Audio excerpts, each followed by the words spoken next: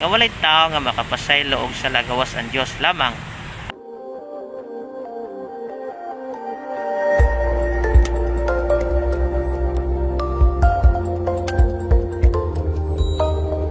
So nalantay gaan karon mga igsuon o katinawan, it's about confession, pagpangumpisal kay naaman tagawa sa kumpisalan ngano man nga importante man kaayo nga magkumpisal tagpare kay matod pa nila labi na sa mga di katoliko nga sayop ang pagduol og pare kay tao lang makasala lang usab unya walay tao nga makapasaylog sa lagawas sa Dios lamang. Atong tubag nini mga igsoon sakto, walay tao nga makapasaylog sa Dios lamang. Pero wala na masabti sa itong mga igsoon nga mga di katoliko ang ilang gigamit Marcos 2:7 nga walay tao nga makapasaylo og sala ang Dios lamang. Apan aron masabtan nato ang kumpisal, sayop ka na nga argumento mga igsoon nga kay tao ra ang pare dili ta mo duol sa pagkumpisal tungod kay tao lang makasausab sama nato. Kung mao nang argumento atong sundon mga igsoon, nganong mo duol man ta og doktor pagpa-check up sa atong mga sakit nga tao ra man usab ang mga doktor sama sa nato magkasakit usab. Tama. So duol ta og doktor kay sila man ang instrumento din ni syuta pagtambal sa mga balatian sa ato lawas.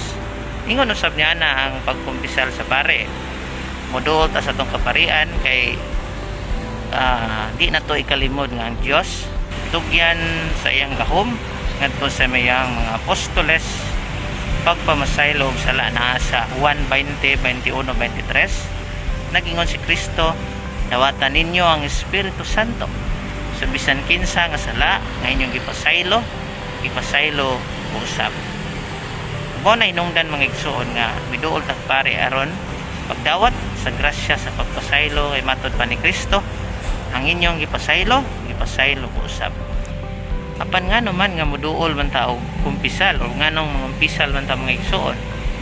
Una, ang atong Dios omnipresent, omnipotent, omniscient nagpasabot nga ang Dios gamhanan sa tanan, anaa sa tanan ug nahibalo sa tanan. Apan wa ba mo makapangutana mga igsoon sa Genesis 3:9 sa dihang nakasala ang atong ginikanan nga si Adan ug si Eva, sila nagtago ug nahadlok sa Dios. Apan nangutana ang Dios kanila, hain man kamo. Kung sabton mga igsoon, ang Dios nahibalo sa tanan. Apan ngano man nga nangutana man siya nga hain man kamo? Tungod kay gusto ang Dios nga moangkon kita sa tanan. Kay sa Isaias 59:2, tungod sa inyong sala nahilayo kamo sa Dios ug di kamo niya makita. So di ta makita sa Dios mga igsuon kung makasala kita. So busa kinahanglan tang mapasikuli diha sa grasya sa pagpasaylo nga naa sa kamot sa atong kaparian.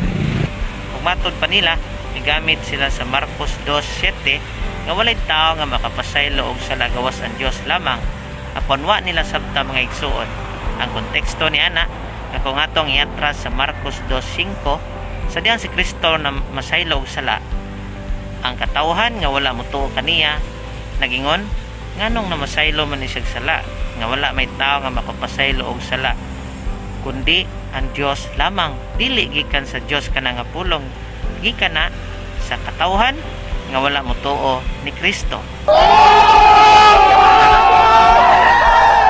Kung sa atong panahon karon mga igsoon, ang mga nagsigi og atake sa simbahan sa pagpamasaylo sa kaparian sa mga sala kauban na sa mga tao nga wala motuo ni Kristo sa Marcos 2:7 nga kung ato nang ipadayon pagbasa sa Jes nagingon si Kristo karon ipakita ko kaninyo ang anak sa tao adunay gahom sa pagpamasaylo og sala. Mao nay konteksto ni ana mga igsoon.